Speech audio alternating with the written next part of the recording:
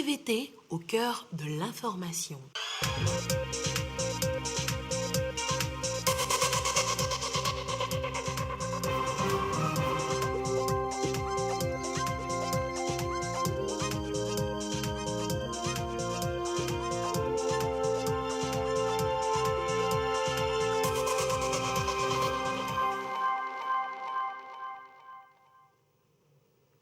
Il est l'heure du journal sur la télévision togolaise. Madame, Monsieur, bonsoir. Et voici les titres de cette édition. 69,59%, c'est le taux de réussite enregistré au baccalauréat deuxième partie cette année au Togo. Les résultats disponibles depuis hier ont été affichés ce matin. Vous découvrirez la joie des admis à aller vérifier la confirmation de leur réussite. De nouveaux bacheliers. Et l'année prochaine, l'école sera gratuite pour leurs frères des collèges et lycées d'enseignement public. Ainsi en a décidé le gouvernement.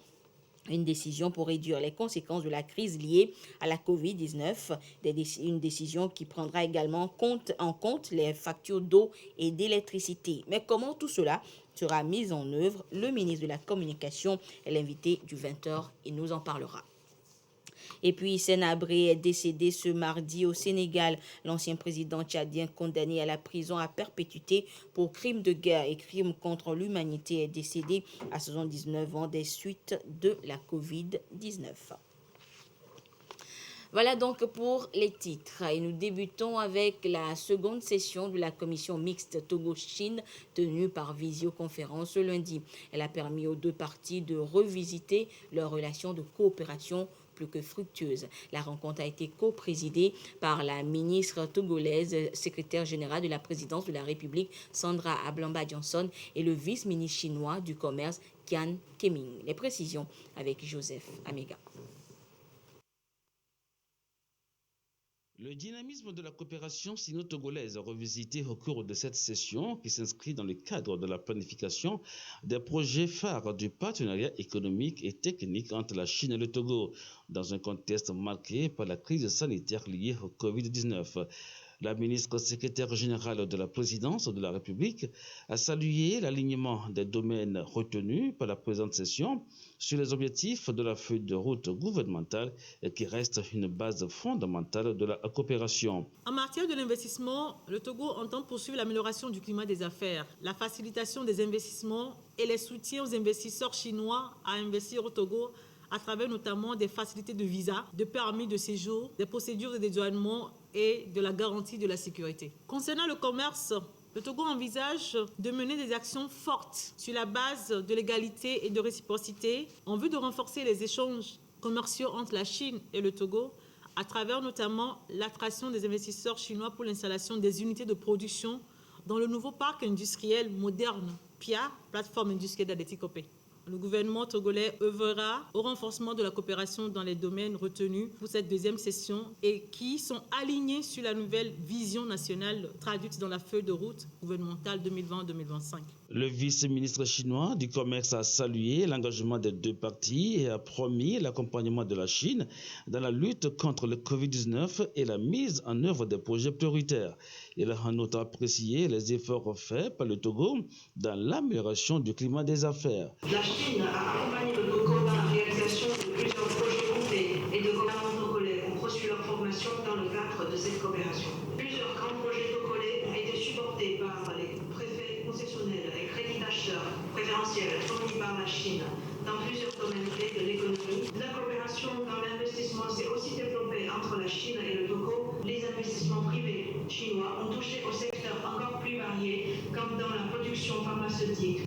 Les différents engagements pris au cours de cette rencontre vont permettre à la Chine et au Togo de raffermir leurs relations d'amitié et de coopération, et ceci en vue de construire une communauté de destin encore plus forte, plus étroite et productive. Un procès verbal signé par les deux parties a sanctionné la fin des travaux. La commission mixte de coopération économique, commerciale et technique entre la Chine et le Togo est un mécanisme important du partenariat entre les deux pays. Elle a été mise en place en 2004 à travers un accord. La première session de la commission s'est tenue en février 2008 à Lomé. Je vous le disais en titre, depuis hier, les candidats au baccalauréat deuxième partie sont fixés sur leur sort. Les résultats ont été rendus publics et consultés par téléphonie mobile et ce matin, ils ont été affichés dans les différents centres d'écrit. Solange Amandé était dans justement certains centres d'écrit. Voici son reportage avec les images de Dubien Akoué et la voix de Gerson Deveau. Un peu comme s'il n'était pas directement concerné. 114. J'ai pourtant fuse de Laro, les numéros de table et les noms des admis du bac 2 proclamés ici au lycée de Tokouan. Depuis hier, beaucoup ont appris les résultats par SMS. Pour la plupart donc, pas d'effet de surprise. Mais pour Manuela, la joie de réussir au bac 2 reste intacte. Un coup KO pour la jeune élève, l'émotion pleine la voix, mais les idées restent claires. Je suis vraiment très heureuse. Je viens d'avoir mon bac avec mention. C'est vraiment quelque chose. Je suis tellement émue, je suis dépassée, je suis en joie. Je ne sais même pas comment exprimer ma joie. Franchement, je rends grâce à Dieu parce que c'est lui qui m'a permis d'arriver jusqu'ici. Maintenant que j'ai eu mon bac, je pense faire la communication ou être formatrice en Mind Education. À 17 ans, Delali décroche lui aussi son bac 2, série C. Je suis très ému d'avoir eu mon bac. J'aimerais aller à l'INSI passer leur concours pour pouvoir y entrer. C'est mon projet pour l'avenir. Le bonheur du bac 2 a également soufflé sur Abidé, 18 ans. La terminale A4 est désormais bien derrière. Délivré. La souffrance est finie. Je suis contente. Le bac 2, la joie d'une réussite n'est pas toujours garantie avant l'examen. Mais pour la maman de Manuela, pas question de patienter à la maison. Le bonheur du bac, c'est ici et maintenant. Lui a un peu plus de cœur, il peut encore attendre à la maison. Lui, c'est l'heureux papa de Manuela. Tout le monde à la fête, tous y ont contribué. Je remercie énormément Dieu pour ce qu'il a fait pour moi.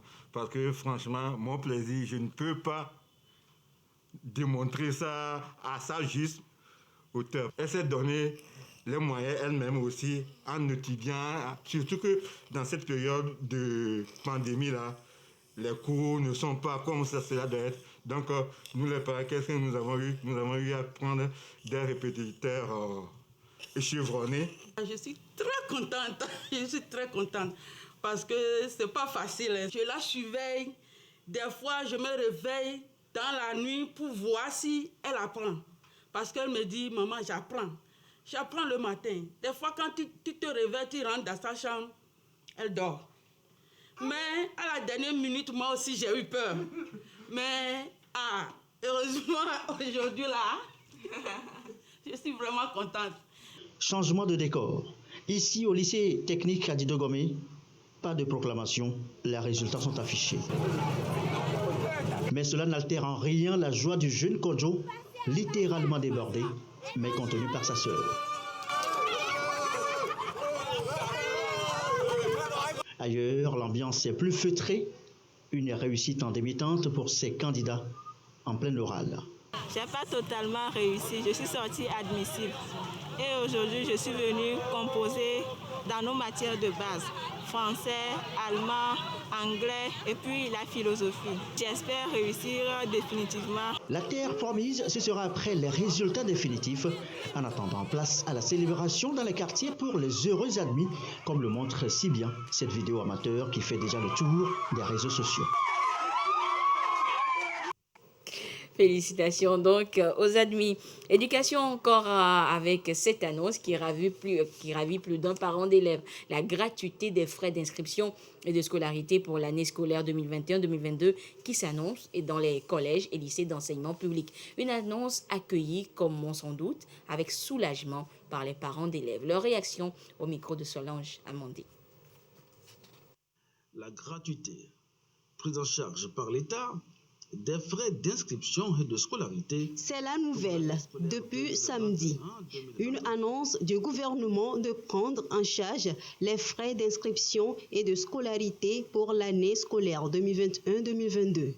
La mesure concerne uniquement les collèges et lycées d'enseignement public dans tout le pays. La population apprécie. C'est une bonne chose. Et l'État dit que l'école est gratuite.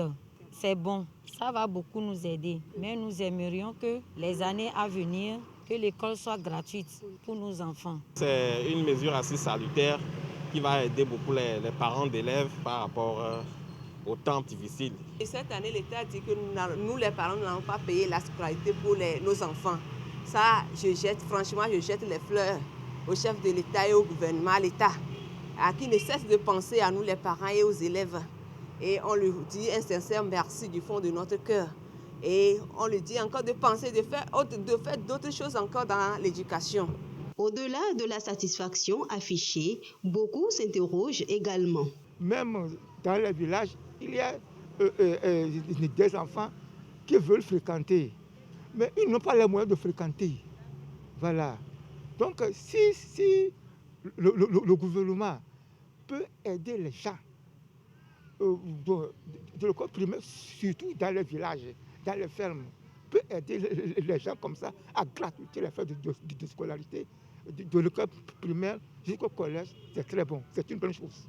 Toutes ces mesures de gratuité, c'est un effort louable de la part du gouvernement. On ne peut que remercier le chef de l'État. On a rendu gratuit les frais de scolarité. Il y aura une influence des privés vers le public. Et aussi, il y a ce phénomène où vous arrivez dans une école, avant de vous inscrire, on vous dit de payer un banc avant de rentrer. On doit prendre des mesures pour éviter ce genre de choses, pour que la mesure porte vraiment son fruit. La rentrée scolaire cette année est fixée au 20 septembre prochain. Dans moins d'un mois donc, les élèves vont reprendre le chemin de l'école. Pour les parents, cette gratuité des frais d'inscription et de scolarité enlève un souci de moins. Et une autre bonne nouvelle, cette fois pour les abonnés de la TDE et de la CET. Le gouvernement prend également en charge la tranche sociale des factures d'eau et d'électricité du mois d'août sur toute l'étendue du territoire national. Des mesures appréciées par certains concitoyens rencontrés, cette fois à Dapan. Gérard Lagoudou. Le mandat social du chef de l'État se concrétise dans le quotidien de la population togolaise. La crise sanitaire que traverse le monde entier est venue élargir son éventail d'actions. En vue d'offrir un cadre de résilience conformément à l'engagement du chef de l'État, le gouvernement vient de décider d'une série de mesures. D'abord, la gratuité des frais d'inscription et de scolarité pour la prochaine rentrée scolaire pour les collèges et lycées d'enseignement public sur toute l'étendue du territoire. Pendant les vacances, on profite pour le commerce. On donne à maman par jour 250. Elle aussi, elle nous complète le reste maintenant. On dépose. À la fin, elle nous paie le collage. Maintenant, comme les frais de collage et d'inscription sont gratuits, ça va au moins aider nos parents pour qu'ils puissent prendre cet argent pour augmenter sur les alimentations. Une autre chose serait de demander encore si on peut faire davantage, parce que tout le monde est touché par les conséquences de la pandémie. Autre mesure annoncée, le gouvernement prendra en charge la tranche sociale des factures d'eau et d'électricité pour le mois en cours. La rentrée, ça pèse surtout sur nous les femmes. On les remercie beaucoup pour ça, d'avoir pensé à nous. Pour l'électricité, l'eau, on ne sait même pas comment le dire. C'est une grande joie pour nous. Nous étions là, nous ne pouvons pas bénéficier de l'eau. Avec les 25 000 de Covid, tout le monde a eu dans son ménage de l'eau. Par exemple, pour moi-même. Et on n'a pas payé encore la facture. Nous disons merci et nous demandons à ce que la grâce du Seigneur les couvre. Que la sagesse que Dieu a donnée à Salomon là, qu'il donne au gouvernement pour qu'il puisse tenir le peuple que le Dieu leur a confié de tenir. À toutes ces mesures s'ajoute le rappel du strict respect des gestes barrières et la mobilisation autour de la vaccination en cours contre la Covid-19. Une annonce bien accueillie. Tu sors le matin jusqu'au soir. Tu arrives même dans les autres maisons, tu ne peux pas rentrer compte tenu de la maladie. Ce n'est pas parce que nous allons recevoir Et cette année, l'école, l'électricité est au gratuit que nous allons demander que la maladie là soit continuelle. Il faut qu'on respecte les mesures barrières pour que la maladie prenne fin.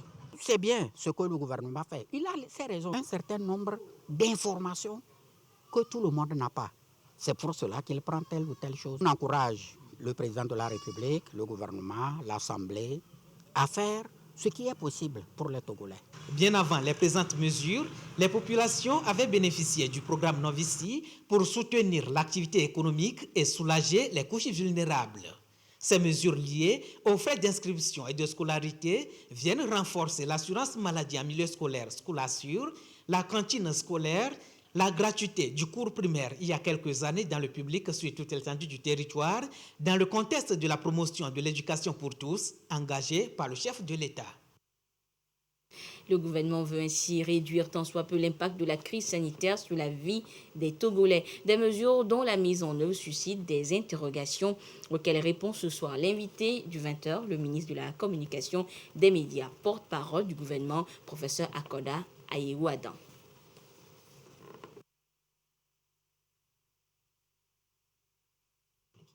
Monsieur le ministre, bonsoir. Bonsoir, madame. Alors, gratuité de frais d'inscription et de scolarité, les parents togolais applaudissent, mais se posent des questions sur justement la mise en œuvre de cette mesure. Alors, que comprendre concrètement?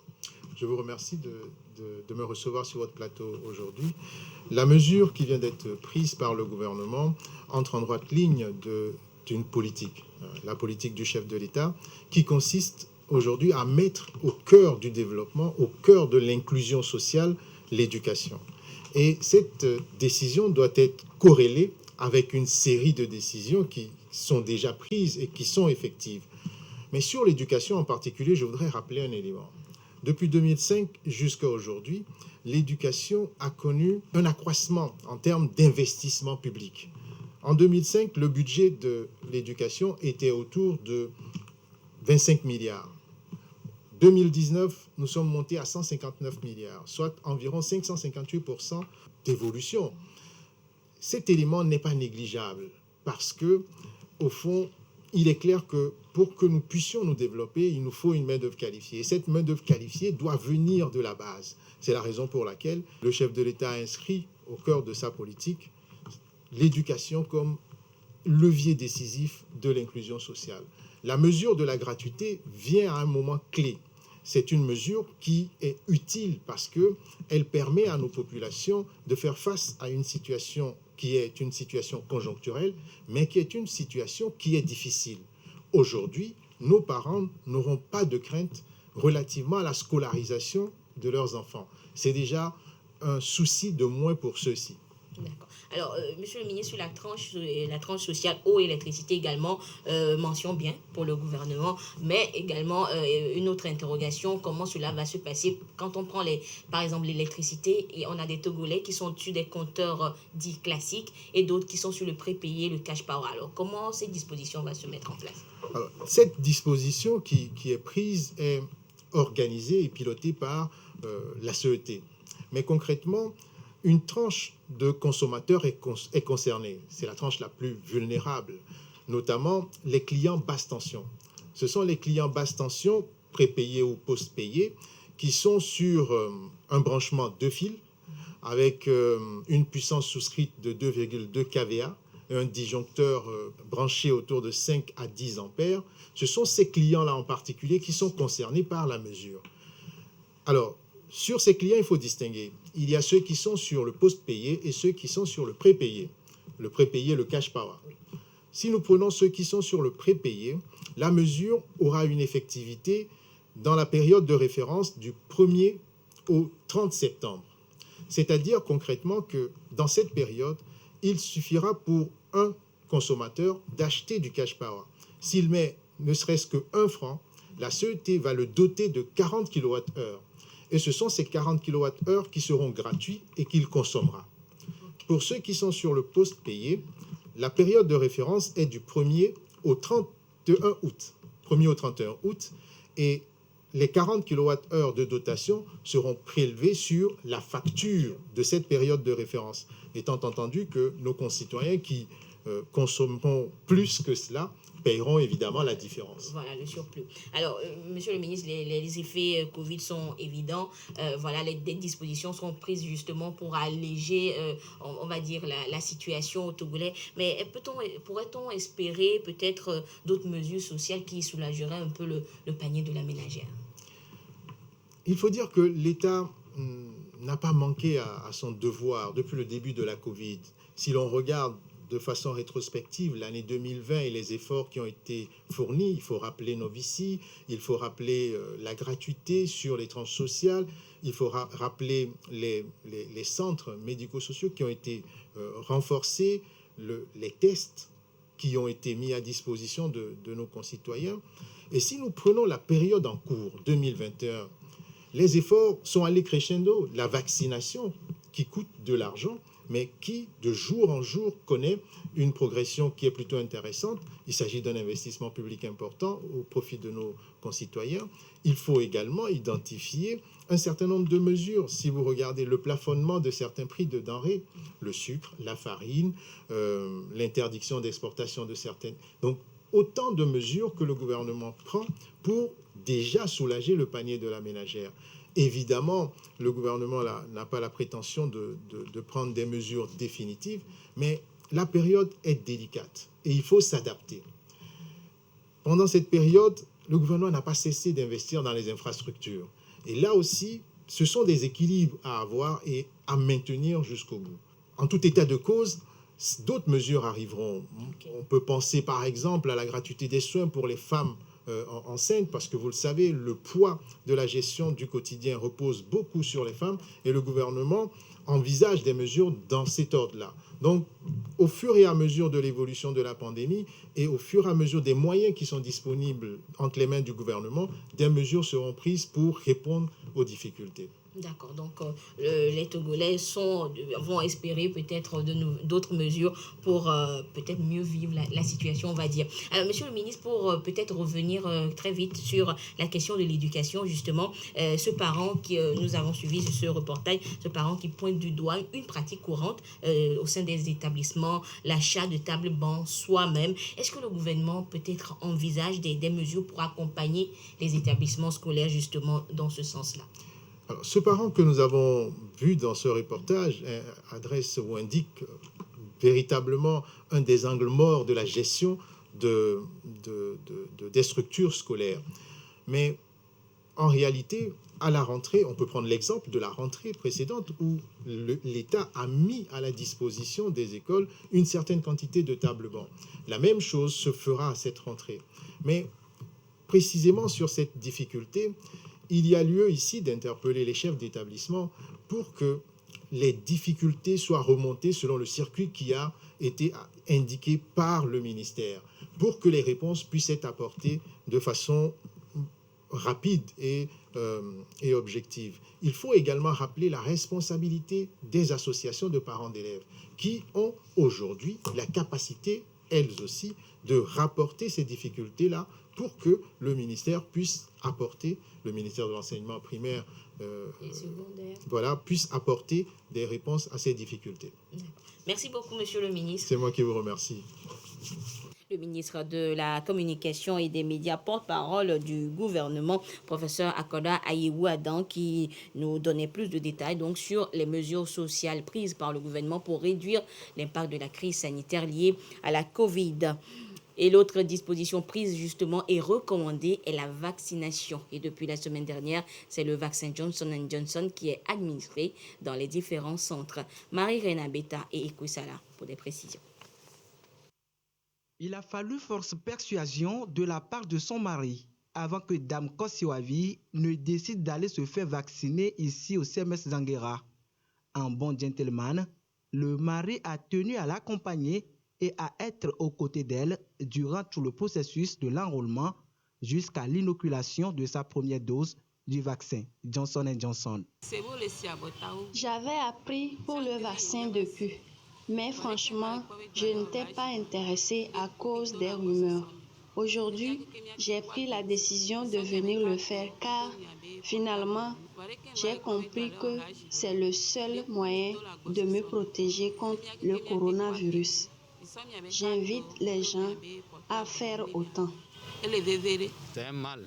Donc, si vous êtes vacciné, je crois que vous serez au moins protégé. Comparativement aux informations qui nous parviennent, j'ai vu que effectivement nous devons nous vacciner pour être en mesure de supporter la maladie. La courbe de contamination Covid-19 continue de grimper depuis le début du mois. 88 cas sont enregistrés dans la seule journée du 23 août 2021. Le variant Delta, plus contagieux donc, plus mortel, signe sa présence au Togo. La menace a poussé Kodjo et plusieurs autres personnes à faire le premier pas. Même si elle ne se substitue pas au respect scrupuleux des gestes barrières, la vaccination reste l'unique alternative fiable pour rompre la chaîne de contamination. Rappelle le personnel soignant. Quel que soit le type de vaccin que nous utilisons pour la COVID-19, ces vaccins sont sûrs et efficaces contre la COVID-19. Et ces vaccins nous protègent nous-mêmes d'abord, protègent nos proches contre la COVID-19 et nous protègent contre les formes graves de la COVID-19. Nous invitons la population à venir massivement se faire vacciner. Après la vaccination, nous devons continuer à respecter les mesures barrières. Avec l'arrivée du vaccin Johnson, nous avons remarqué qu'il y a plus d'influence et d'autres acceptent prendre le vaccin parce que c'est à l'unique dose. Nous devons laisser de croire ce qui se circule sur les réseaux sociaux. Nous administrons le vaccin Pfizer seulement à ceux qui ont déjà reçu la première dose. Et Johnson pour ceux qui n'ont rien reçu jusqu'alors comme vaccin contre Covid-19. Dans sa stratégie vaccinale, le gouvernement ambitionne de couvrir rapidement plus de 60% de la population afin d'acquérir l'immunité collective. Ce faisant, le Togo se met à l'abri des formes graves de la pandémie du Covid-19. Et à ce jour du mardi 24 août 2021, la situation de la pandémie au nouveau coronavirus au Togo se présente comme suit. Le nombre de cas confirmés est de 19 963. 261 nouveaux cas enregistrés depuis hier. Le nombre de personnes guéries est de 16 238. 115 nouveaux guéris depuis hier. Le nombre de cas actifs s'élève à 3 550 et le nombre de décès est de 175. Deux nouveaux cas de décès ont malheureusement été enregistrés depuis hier chez des personnes non vaccinées et porteuses de comorbidité. Un communiqué signé par le ministre en charge de la Santé, professeur Moustapha Mijiawa. Et depuis ce mardi et ce jusqu'au 26 août prochain, le Togo abrite la 71e session du comité régional de l'Organisation mondiale de la santé, OMS. C'est une réunion virtuelle qui a pour objectif d'examiner les principaux défis sanitaires du continent et notamment la crise liée à la COVID-19. Et la rencontre a été présidée et ouverte ce matin par Madame le Premier ministre Victoire Tomega Dogbe. Le résumé de la cérémonie d'ouverture avec Yves Agbevivi. La 71e session du Comité régional de l'Organisation mondiale de la santé, ouverte ce 24 au 26 août 2021 à Lomé, en mode virtuel, doit plancher sur les principaux défis sanitaires auxquels le continent africain se trouve confronté. Pour le Premier ministre Victoire Tomega Dogbe, les thématiques retenues pour cette session préoccupent les dirigeants du continent. Les travaux de la présente session vont se pencher sur tous les sujets importants de santé publique qui sont source de préoccupation sur notre continent. Le financement de la santé, la couverture de santé universelle, la tuberculose, le VIH-Sida, les hépatites virales, les stratégies visant à venir à bout, le renforcement des ressources humaines dans le domaine de la santé pour faire face au double fardeau des maladies transmissibles et non transmissibles. Les efforts concertés des dirigeants de la planète face au Covid-19 a été salué à cette ouverture par le chef du gouvernement qui a invité à plus de mobilisation. Les initiatives internationales, à l'instar de l'initiative COVAX, sont à saluer et à renforcer afin d'éviter la fracture vaccinale qui conduirait au péril de tous. Je me réjouis des initiatives entreprises à l'échelle de notre continent, à travers l'Union africaine et le CDC Afrique, ayant abouti à la mise sur pied de l'initiative africaine pour l'acquisition de vaccins AVAT et d'une plateforme. La démarche marquée par la volonté manifeste d'autonomisation de nos pays vise à mettre à la disposition de nos populations des vaccins et des produits de santé répondant aux normes de qualité. 47 ministres de la Santé du continent africain, des responsables de l'OMS et plus de 400 délégués vont examiner et approuver à cette session les politiques, activités et plans financiers régionaux visant à améliorer la santé et le bien-être des populations. Les questions de droits de l'homme sont plus que d'actualité au Togo. Le pays se prépare à présenter son rapport national au titre du 3e cycle de l'examen périodique universel. Un projet de rapport a été rédigé et est soumis à l'appréciation des différents acteurs nationaux. Les précisions avec Marie-Ange Bida.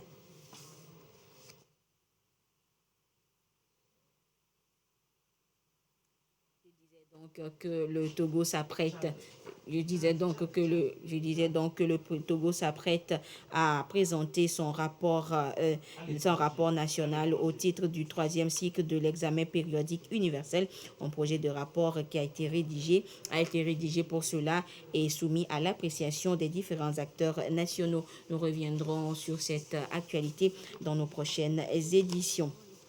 L'actualité à l'étranger ce mardi, c'est la mort de l'ancien président tchadien Hissène Habré, détenu depuis 2016 au Sénégal après sa condamnation pour crimes de guerre et crimes contre l'humanité. Hissène Habré est décédé ce jour à 79 ans des suites de la Covid-19. Ces images resteront gravées dans les mémoires de nombreux Africains alors que nous apprenons la mort de l'ancien président tchadien Hissène Habré. Le 7 septembre 2015, l'ex-chef d'État tchadien était amené de force devant le tribunal spécial de Dakar au Sénégal. Il refusait de comparaître dans ce procès qui le jugeait pour crimes contre l'humanité. Condamné à la prison à perpétuité pour crimes de guerre et viol le 30 mai 2016 au Sénégal, il a été le premier chef d'État à être traduit devant une juridiction étrangère. Il était emprisonné à Dakar depuis, où il est décédé de la Covid-19 en détention. Né en 1942 à Faya-Largeau, dans le nord du Tchad, Hissène Habré grandit au sein d'une tribu nomade. Brillant, il part étudier le droit et les études politiques en France dans les années 60 et rentre au pays en 1971. Il rejoint le Front de Libération Nationale qu'il dirigera très vite avant de cofonder le Conseil des Forces Armées du Nord, le FAN. Premier ministre du président Félix Maloum, puis ministre de la Défense de Goukouni Ouédei, président du gouvernement d'Union nationale, créé en 1979, il finira par s'opposer à ce dernier. Cette rupture déclenchera une guerre civile à l'issue de laquelle Habré obtiendra le pouvoir en 1982. Hissène Habré dirigera un régime marqué par une répression sans précédent jusqu'en 1990. Chassé du pouvoir cette année-là, il trouvera refuge au Sénégal. Et nous revenons en page nationale avec ce communiqué du gouvernement. Le gouvernement togolais a lancé officiellement la campagne de vaccination contre la COVID-19 avec le vaccin AstraZeneca le 10 mars 2021 pour la première dose et le 17 mai pour la deuxième dose. Cette vaccination a concerné l'ensemble des 6 régions sanitaires du Togo. Dans la suite logique de cette campagne, le Togo a acquis et déployé d'autres vaccins, notamment le Sinovac, le Pfizer et le Johnson & Johnson. Après ces différentes initiatives et afin d'accélérer le processus d'acquisition de l'immunité collective, le gouvernement décide de la poursuite à compter de demain, jeudi 26 août à compter donc du jeudi 26 août 2021, de la vaccination avec l'administration du vaccin Pfizer en deuxième dose aux personnes en attente de leur deuxième dose du vaccin AstraZeneca. Plusieurs études scientifiques ont démontré l'efficacité de l'association des vaccins AstraZeneca et Pfizer, d'où le choix de l'option de cette stratégie par plusieurs pays, dont le Togo. Les personnes concernées doivent se munir d'une pièce d'identité et de leur carte vaccinale pour faciliter la confirmation de leur inscription. Le gouvernement compte sur la mobilisation de tous pour l'adhésion massive à la vaccination destinée à accélérer le processus vers l'atteinte de l'immunité collective. Un communiqué donc du gouvernement.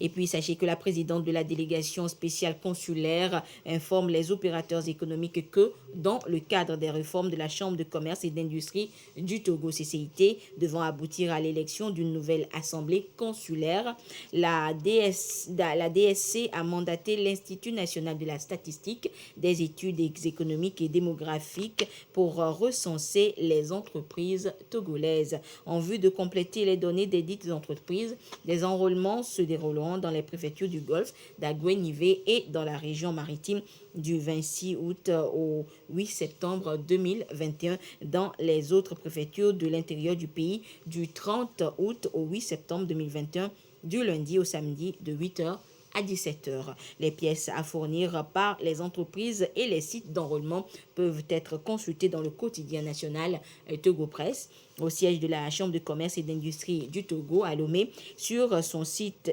internet le www.ccit.tg, dans ses délégations régionales à Thiévié, à Takpamé, Sokodé, Kara et Dapaon ou dans les bureaux des préfectures et mairies. La DSC compte sur la bonne compréhension des opérateurs économiques pour la réussite de cette opération.